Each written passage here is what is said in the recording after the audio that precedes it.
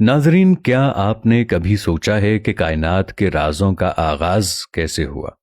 دیکھیے کیسے ایک صحابی کے تجسس نے علم کے دروازے کھولے اور کائنات کے بڑے راز کو افشا کیا۔ اس ویڈیو کو ہرگز نظر انداز مت کیجیے گا، کیونکہ یہ آپ کو کائنات کی ابتدا اور انسان کے مقام کی گہرائیوں میں لے جائے گی۔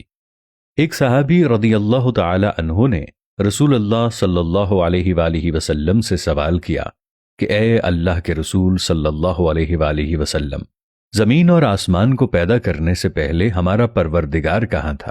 آپ صلی اللہ علیہ وآلہ وسلم نے فرمایا کہ تب اللہ کے سوا اور کچھ نہیں تھا، پھر اس نے پانی پر اپنا عرش بنایا، گویا یہ اس کائنات کی ابتدا تھی۔ پھر اللہ نے قلم کو پیدا کیا اور اس کو حکم دیا کہ لکھ، اور قلم نے اللہ تعالیٰ کے حکم اور اس کے علم سے قیامت تک ہونے والا سب کچھ لوح محفوظ میں لکھ دیا۔ اس کے بعد آسمان و زمین کی 6 دن میں تخلیق کی گئی۔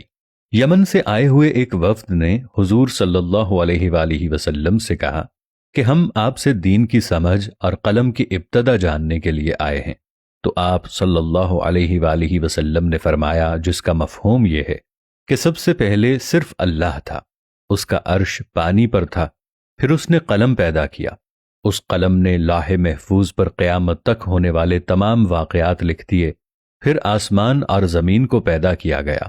اس کی جو ترتیب ہمیں روایات سے پتہ چلتی ہے وہ کچھ یوں ہے کہ اللہ تعالیٰ نے ہفتے کے دن مٹی پر زمین کو پیدا کیا۔ جب اللہ تعالیٰ نے زمین بنائی تو وہ کانپنے لگی، پھر اللہ نے اتوار کو اس میں پہاڑ بنائے، زمین کو سہارا دینے کے لیے ایسے جیسے اس میں کیل ٹھونک دیے، اس سے زمین ساکن ہو گئی۔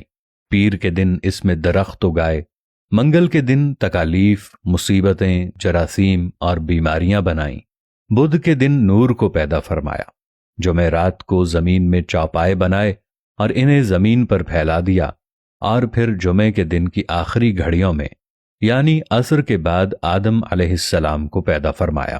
گویا اللہ تعالیٰ نے انسان کی پیدائش سے پہلے اس کی آسائشوں کے لیے زمین اور اس پر ضرورت کی تمام اشیاء پیدا فرما دی تھیں، یعنی مخلوق کی ابتدا میں آخری نمبر پر انسان کو پیدا کیا گیا تھا، اور نسل انسانی میں سب سے پہلے تخلیق حضرت آدم علیہ السلام کی تھی۔ وہ تمام انسانوں کے باپ ہیں۔ انسانوں کی پیدائش سے پہلے فرشتوں اور جنوں کی تخلیق بھی ہو چکی تھی۔ فرشتے اللہ کی وہ مخلوق ہیں جن کا اصل ٹھکانہ آسمان ہے، اور وہ زمین والوں کے لیے استغفار کرتے ہیں۔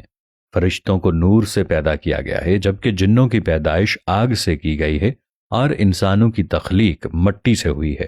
ابلیس جو کہ شیطان ہے، وہ فرشتوں میں سے نہیں بلکہ جنوں میں سے تھا، اور اس کی تخلیق بھی آگ سے کی گئی۔ کچھ روایات سے پتہ چلتا ہے کہ آدم علیہ السلام سے 2000 سال پہلے جنات پیدا کیے گئے۔ جب وہ فتنے فساد میں حد سے بڑھ گئے تو اللہ تعالیٰ نے اس فساد کو ختم کرنے کے لیے آسمانوں سے فرشتوں کی فوج بھیجی۔ زمین پر جنوں اور فرشتوں کے درمیان ایک خوفناک جنگ ہوئی، جس کے نتیجے میں ابلیس کے والدین سمیت زیادہ تر شرپسند مارے گئے۔ کچھ سمندر پار دور دراز جزائر میں جا چھپے، جبکہ نیک جنوں نے غاروں میں پناہ لے لی۔ اس وقت ابلیس کم سن تھا اور اس تباہی پر ایک میدان میں کھڑا زار و قطار رو رہا تھا۔ اس کے ارد گرد جنات کی لاشوں کے ڈھیر پڑے تھے۔ فرشتوں کا کام ختم ہو چکا تھا، وہ آسمان پر اڑتے ہوئے واپس جا رہے تھے کہ اچانک فرشتوں کے ایک گروپ نے ابلیس کو روتے دیکھا تو زمین پر اتر آئے۔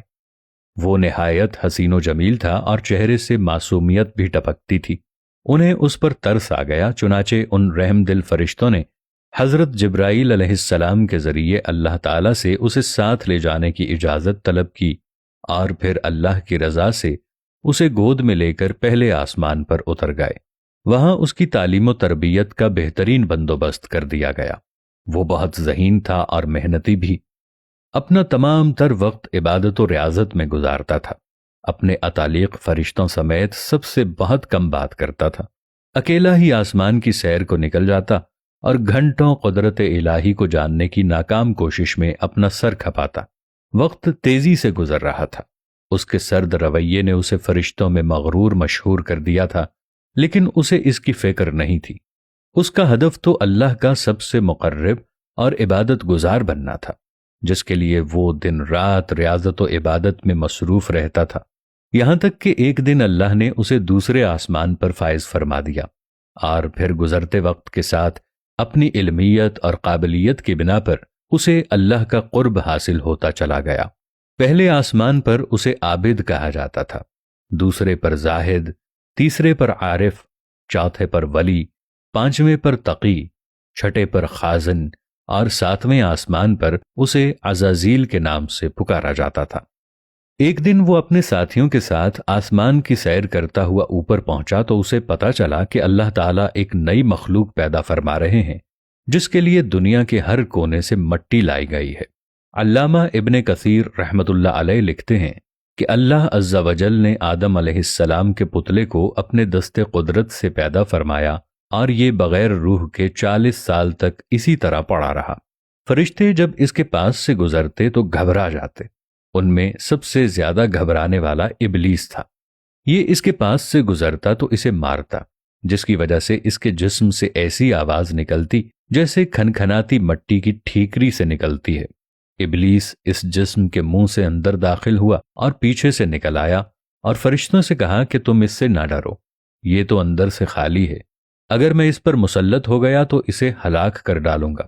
قصص الانبیاء صفحہ 55۔ اور پھر وہ دن بھی آ گیا جب رب العالمین نے فرشتوں سے فرمایا، میں زمین پر اپنا ایک نائب بنانے والا ہوں، وہ زمین پر میرے احکام کا نفاذ کروائے گا۔ فرشتوں نے عرض کیا، اے پروردگار عالم، یہ زمین پر فساد برپا کرے گا اور یہ آپس میں خونریزی کریں گے، جبکہ ہم تو دن رات آپ کی تسبیح کرتے رہتے ہیں اور آپ کی پاکی بیان کرتے رہتے ہیں۔ اللہ تعالیٰ نے فرمایا، جو کچھ میں جانتا ہوں وہ تم نہیں جانتے۔ پھر اللہ تعالیٰ نے آدم علیہ السلام کو تمام چیزوں کے نام سکھا دیے اور انہیں فرشتوں کے سامنے پیش کرتے ہوئے فرمایا، اگر تم سچے ہو تو مجھے ان کے نام بتاؤ۔ انہوں نے کہا، تو پاک ہے، ہم تو اتنا ہی جانتے ہیں جتنا تو نے ہمیں بتایا ہے، بے شک تو بڑے علم و حکمت والا ہے۔ پھر اللہ نے فرمایا، اے آدم علیہ السلام، ان چیزوں کے نام بتا دو۔ پھر جب آدم علیہ السلام نے انہیں نام بتا دیے تو فرمایا، کیا میں نے تمہیں نہیں کہا تھا کہ میں آسمانوں اور زمین کی چھپی ہوئی چیزوں کو جانتا ہوں، اور جو تم ظاہر کرتے ہو اور جو تم چھپاتے ہو اسے بھی جانتا ہوں۔ پھر فرشتوں کو حکم دیا کہ آدم علیہ السلام کو سجدہ کرو، انہوں نے سجدہ کیا مگر ابلیس نے انکار کر دیا۔ سورۃ البقرہ آیت 30 تا 34۔ ابلیس کے تکبر، اس کی رعونیت اور بڑائی نے اسے سجدے سے روکے رکھا۔ اللہ تعالیٰ نے فرمایا، تجھے سجدہ کرنے سے کس چیز نے منع کیا ہے جبکہ میں نے تجھے حکم دیا؟ وہ بولا، میں اس سے بہتر ہوں کہ تو نے مجھے آگ سے بنایا اور اسے مٹی سے بنایا ہے۔ سورۃ الاعراف آیت 12۔ میں ایسا نہیں کہ اس انسان کو سجدہ کروں جسے تو نے سڑے ہوئے کھنکھناتے گارے سے پیدا کیا ہے۔ اللہ نے فرمایا، اب تو یہاں سے نکل جا کیونکہ تو مردود ہو گیا ہے اور قیامت تک تجھ پر میری پھٹکار ہے۔ شیطان نے کہا، اے میرے رب، مجھے روز محشر تک کی مہلت دے دے۔ فرمایا، جا، میں نے تجھے معین وقت تک کے لیے مہلت دی۔ پھر شیطان نے کہا، مجھے تیری عزت کی قسم، میں ان سب کو یقیناً بہکاؤں گا۔ سورۃ الحجر آیت 33 تا 39۔ میں ان پر حملہ کروں گا، ان کے آگے سے بھی اور پیچھے سے بھی، ان کے دائیں سے بھی بائیں سے بھی، اور آپ ان میں سے اکثر کو شکر گزار نہیں پائیں گے۔ اللہ تعالیٰ نے فرمایا کہ یہاں سے ذلیل و خوار ہو کر نکل جا، ان میں سے جو شخص تیرا کہا مانے گا میں ان سب سے جہنم کو بھر دوں گا۔ سورۃ الاعراف آیت 17 اور 18۔ اور یوں بارگاہ خداوندی سے دھتکارے جانے کے بعد شیطان عزازیل سے ابلیس بن گیا۔ اپنے غرور و تکبر اور رونت کی بنا پر اس کی ہزاروں سال کی عبادت و ریاضت ضائع ہو گئی اور اسے عرش سے فرش پر پٹخ دیا گیا۔ اسے اس وقت حضرت انسان کا کھلا دشمن قرار دے کر لعنت اللہ علی شیطانہم کے لقب سے نوازا گیا۔ قرآن پاک میں 88 بار شیطان اور 11 بار ابلیس کے نام سے اس کا ذکر کر کے انسانوں کو اس سے دور رہنے اور اس کے شر سے بچنے کا حکم دیا گیا۔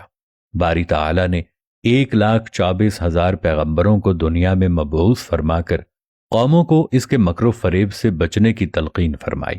زمین پر جانے سے پہلے اس نے اللہ سے 4 چیزوں کی اجازت طلب کی۔ 1، تا قیامت موت سے مہلت۔ نمبر 2، اہل زمین کو بہکانے کی قوت۔ نمبر 3، حیت تبدیل کرنے کی صلاحیت۔ نمبر 4، اولاد کثیر اور ان کی طویل عمریں۔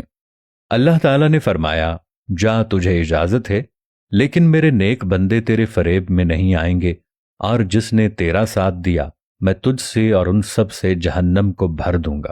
سورہ بنی اسرائیل آیت 61 تا 63۔ اب اس کا کام آسان ہو گیا تھا۔ شیطان جانتا تھا انسان اشرف المخلوقات ہے، لیکن وہ جانتا تھا کہ وہ کس حد تک نفس کا پجاری بھی ہے، گو کہ اسے اس بات کا اختیار نہیں تھا کہ وہ انسان کے اجسام پر قابض ہو کر ان سے بالجبر بدی کے کام کرائے، مگر وہ باخبر بھی تھا کہ وہ نفس امارہ کو اپنی وسوسہ اندازیوں کے چنگل میں پھنسا کر انسانوں کو برائیوں پر آمادہ کر سکتا ہے۔ اس نے یہی طریقہ کار آزمایا۔ ناظرین، اس واقعے سے ہمیں یہ سبق ملتا ہے کہ علم کی طلب اور ایمان کی مضبوطی ہمیں اللہ کی مخلوق کی حقیقت تک پہنچا سکتی ہے۔ یہ ویڈیو ہمیں بتاتی ہے کہ کیسے ہر چیز کی ایک مقررہ جگہ اور وقت ہے، اور اللہ کی حکمت ہر چیز میں موجود ہے۔ کیا آپ سمجھتے ہیں کہ اس ویڈیو نے بھی آپ کو علم کی جانب راغب کروایا ہے؟ آپ کے خیالات اور تاثرات ہمارے لیے قیمتی ہیں۔ براہ کرم اپنی رائے کا اظہار جہاں تک ہو سکے اپنے دوستوں کے ساتھ بھی شیئر کیجیے گا، تاکہ ہم سب مل کر علم کی روشنی میں گامزن ہو سکیں۔